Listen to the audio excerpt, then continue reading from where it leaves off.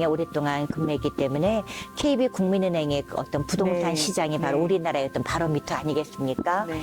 그 행정구역이 서울이라는 것만으로도 충분히 부동산 상승에 대한 기대 심리는 있습니다.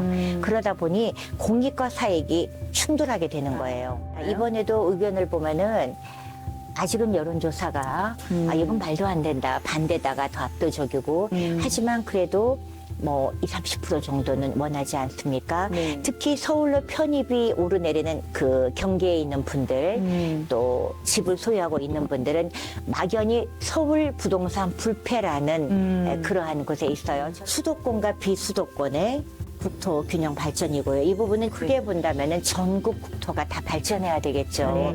5개의 메가시티 그 광역을 얘기한 거예요. 예를 들어 부울경, 네네. 또 대구 경북, 네. 충청권, 호남권, 제주까지 엮어서 이렇게 5개의 커다란 메가시티를 만들자. 그걸 예전에 김두관 경남지사 때부터 또 직전에 김경수 경남지사 때부터 얘기했고요. 그걸 민주당이 대통령 후보 내기 전부터 이재명 후보 때 강하게 얘기했지만 그 당시에 한나라당이 거부했죠. 안녕하세요. KTN 생각 브리핑 시작합니다.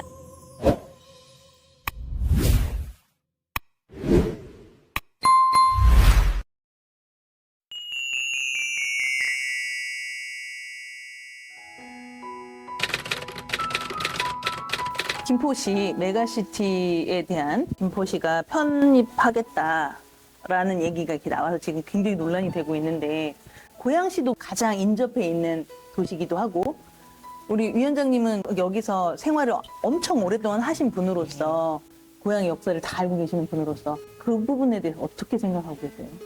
이게 명분과 실리를 항상 우리가 따져봐야 되는데요. 우선 전국 국토 균형 발전은 헌법 정신이기도 합니다. 국토 균형 발전이라고 본다면은 이거는 뭐 김포다, 고양이다, 서울 이게 아니라 수도권과 비수도권의 국토 균형 발전이고요. 이 부분은 크게 본다면은 전국 국토가 다 발전해야 되겠죠. 사실은 우리가 뭐 군대 같은 경우에 전 군인의 간부화 그러듯이 모두가 역량 강화하듯이 전 국토의 수도권화가 되면 좋은 거예요. 나쁠 건 아닙니다. 그래서 이재명 후보 시절에 5개의 메가시티 광역을 얘기한 거예요. 예를 들어 부울경, 네네. 또 대구 경북, 네. 충청권, 호남권, 제주까지 엮어서 이렇게 5개의 커다란 메가시티를 만들자. 그걸 예전에 김두관 경남지사 때부터 또 직전에 김경수 경남지사 때부터 얘기했고요. 그걸 민주당이 대통령 후보 내기 전부터 이재명 후보 때 강하게 얘기했지만 그 당시에 한나라당이 거부했죠. 그리고 우리가 이 5개의 메가시티 플러스 3특 예를 들어 전라북도 또 제주도 강원도 특별자치도 네네. 그건 지금 어느 정도 되고 있죠. 네. 크게 보면은 국토가 그렇게 큰 섹터로 해서 특히 비수도권 이런 쪽이 좀 외롭지 않게끔 골고루 발전하자 이건데 지금 이번에 이 김포 고향은 그런 모두한 어떤 총론 큰 로드맵을 본 게 아니라 그중에 하나만 핀셋으로 집어서 하다 보니까 앞뒤가 안 맞는 겁니다. 그래서 우선은 여당이건 야당이건 논의 자체를 하려면 큰 우리가 디자인을 하고서 로드맵을 놓고서 국토 균형 발전을 어떻게 할 것인가. 또 그중에 어떤 경우에는 서울이 더 늘어날 수도 있어요. 또는 더 줄어들 수도 있습니다. 네. 일종의 게리맨더링을 어떻게 극복할 것인가. 이렇게 좀 섬세하게 특히 주민의 뜻을 수렴해서 네. 수기를 거쳐서 하면 좋겠다. 그야말로 독단적으로 한마디 툭 던진다고 되는 게 아니다 이거고요. 또 하나 두 번째는 그 의도에 대해서 짚어야 됩니다. 순수한 국토 균형 발전을 해야 되는데 자칫 지금 알다시피 경기도 59개 지역구 그중에 31개의 시도군이 있는데요. 만약에 이런 논의가 정말로 필요했다면 왜 지난번에 그동안 국민의힘에서는 어제 오늘의 문제가 아닐 겁니다. 김포시가 갑자기 생긴 것도 아니고 맞아요. 그런데 어느 정도 기초단체장들이 여야가 균형을 이뤘을 때는 말도 안 꺼내다가 갑자기 꺼낸 거예요.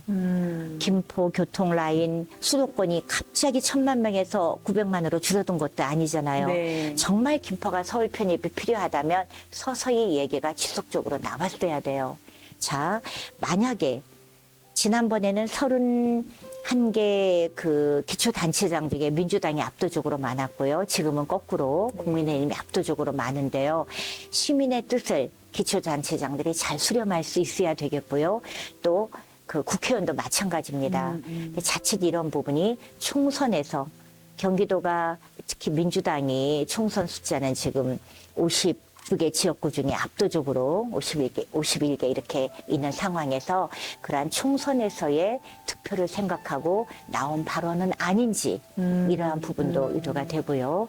또 만약에 지금 논의되고 있는 구리라든가 고양이라든가 김포라든가 뭐 하남이라든가 다들 보면은 국힘당 그 시장만이 들어가 있어요. 그러면 이렇게 중앙 지도부에서 얘기를 꺼냈을 때 이번에도 김포시장이 바로 하겠다고 나와버렸지만 사실은 시민들의 얘기를 먼저 들어보고 예스해야 되는데 마치 상명하달로 바로 되는 부분 네. 이런 것도 조금 좀 정치적인 의도가 이런 부분입니다. 그래서 보다 명분과 시민의 뜻 묻는 과정이 있어야 되고요.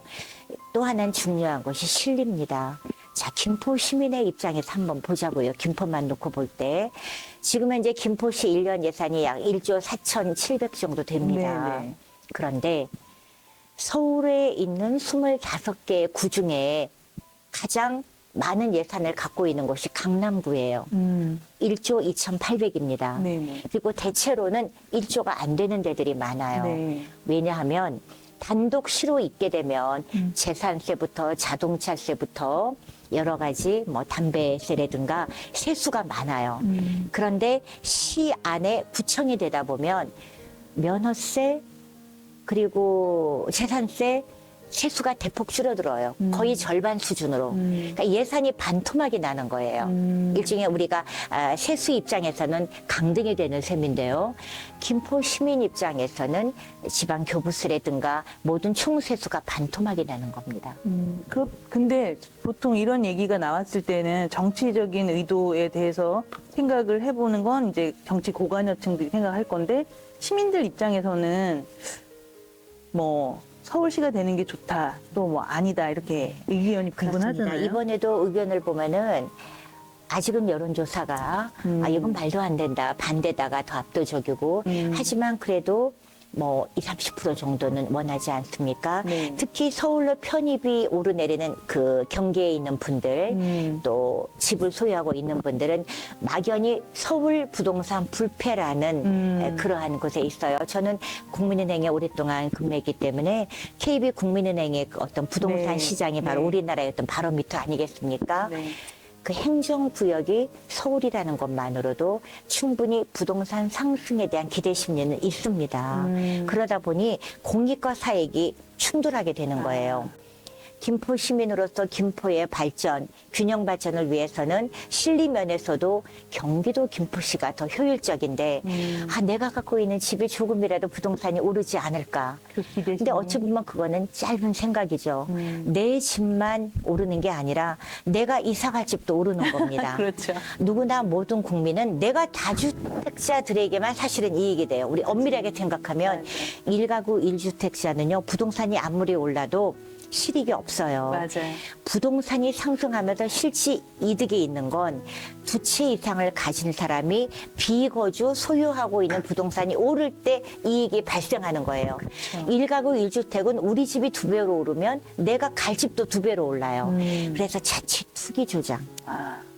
영끌 쪽이 늘어난다든가 그래서 어떤 거주 개념이 아닌 투기 개념의 부동산 시장을 그러면 조정하는 그런 그러네요. 효과도 있습니다. 그러면 그렇게 되면 있는 사람은 집을 또 계속 소유하게 되는 거고 없는 사람들은 역시 그럼요. 계속 부동산 경기도에서도 살 수 양파가 없게 되면서 오히려 그분들은 기존의 경기도 김포시였으면 그치. 거기서 잘 살았을 텐데 더 멀리로 밀려나는 그런 아쉬운 부분이 있고요. 있을 수 또 있겠네요. 보나마나 예전에도 김포시의 일부분이 양천구나 강석으로 편입될 때도 그 지역에 투기바람이 불듯이 어찌 보면 투기바람이 또 한 채 불어오는 가뜩이나 부동산 안정 조금 하면서 금리 부분하고 해서 네네. 그래도 기우뚱기우뚱 가고 있는데 정말 부동산의 그 안 좋은 투기화가 자칫 서울 편입으로 인하여 경제의 밸런스를 깨지 않을까 이런 걱정도 우려되죠. 그래서 이 부분은 정말 부동산 부분, 거시경제 부분, 또 세계적인 금리 부분까지 다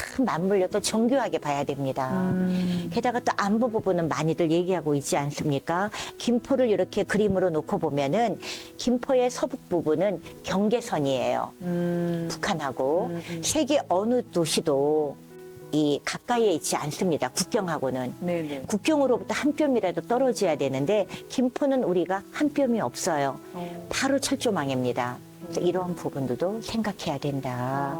아마 이거는 우리가 뭐 흔히 지금 국힘당의 고향의 당협위원장들이 뭐 오늘 아침에도 보니까 이 현수막이라든가 피켓팅을 하면서 서울, 김포 뭐 고향 편입을 외치고 있는데 그런 안보 문제까지도 생각해야 된다. 전 그렇게 생각해요. 근데 금융인 출신으로서 이게 지금 금리가 굉장히 높은 시점에서 그렇게 해서 부동산 그게 조성이 된다고 해가지고 과연 뭐 매매나 이런 거에 실이익 어떤 그게 될까요? 실익이 없어요. 그쵸. 우리가 흔히 지난 10년처럼 저금리 하에서 금리 부담이 없는 상황에서의 어떤 그쵸. 투자 이런 부분은 어느 정도 실익이 있는데 요새 금리가 뭐 천정부지 아닙니까? 주담대 금리가 7%를 뚫는다고 네. 그러고요. 미국 기준금리가 이제 6% 향해서 가고 있고요. 우리나라 기준금리 3.5%도 상당히 불안정한 상황입니다. 지금 그 환율도 완전히 뭐 1,350원 뚫고 있고 이런 상황에서는 자칫 조금이라도 부동산이 그런 방향으로 갔다가는 실익도 없으면서 다른 산업 부분에 골고루 배분돼야 될 재원들이 모두 이 부동산 쪽으로 또 한 번 광풍이 일면서 다른 산업에 미치는 악영향 그리고 부동산으로 인한 양극화 이 문제가 한두 가지가 아닌 거죠. 그렇죠. 예. 맞아요. 그런 부분들이 그래서 있어서. 서울 편입만큼은 단순히 내년 총선에서 그동안 상당히 기울어진, 특히 총선에서 기울어진 건 인정해요. 호남이나 영남 이상으로 경기도가 민주당이 많이 의석을 갖고 있는데 총선에서의 그 몇 석, 이게 문제가 아니라 전체 거시경제 차원에서 봐야 되고요. 그리고 꼭 필요한 부분이 있다면 예전에 김포에서 오랜 기간 논의를 거쳐서 일부 강석으로 들어왔잖아요. 네네. 양천구로 들어왔고 꼭 필요한 부분이 있으면 그 부분만 보면 게리맨더링이 안 되게 이렇게 움푹 들어간 데들이 있어요. 그런 부분은 그 부분만 동그랗게 만들면 되겠죠. 예, 지금 이렇게 아름답게 원형으로 돼야 되는데 일부분이 경기도가 이렇게 들어와 있는 부분이 있다면 그 부분을 좀 편편하게 일부만 서울로 어떤 합리적인 조정을 통해서 온다든가 그런 논의로 돼야 되지 무조건 김포시 통으로 그렇죠. 어디를 통으로 이건 아니라고 봅니다. 고양시를 위해서는 군에서 시로 바뀐 거 이상으로 특별자치도가 굉장히 큰 현안이고요. 그렇죠. 예. 그런 게 좀 있네요. 근데 진짜 경기 북부 특별자치도라는 거를 만들어야 된다. 또 대통령 말씀처럼 뭐 기업들이 사이드로 이렇게 많이들 전역으로 퍼져서 있으면 더 좋다라고 말씀을 하신 상황에서 표면적으로는 대통령 필요합니다. 뜻과도 맞지 않는 그냥 거네요. 엇박자인 거죠. 수도권을 조금 더 이렇게 땅 고르기를 하면서 정말 호남으로 영남으로 공기업도 내려가고 좀 평탄화 작업을 하는 와중에 서울을 갑자기 더 부풀린다는 거는 열심히 땅 고르기를 하고 있는데 한쪽에만 더 산을 만들겠다. 그렇네요. 네. 정치는 시민들을 위해서를 해야 되는 건데 특히 우리 모두가 공동선으로 알고 있는 5개의 메가시티 그 논리가 저는 아직도 유효하다고 보거든요.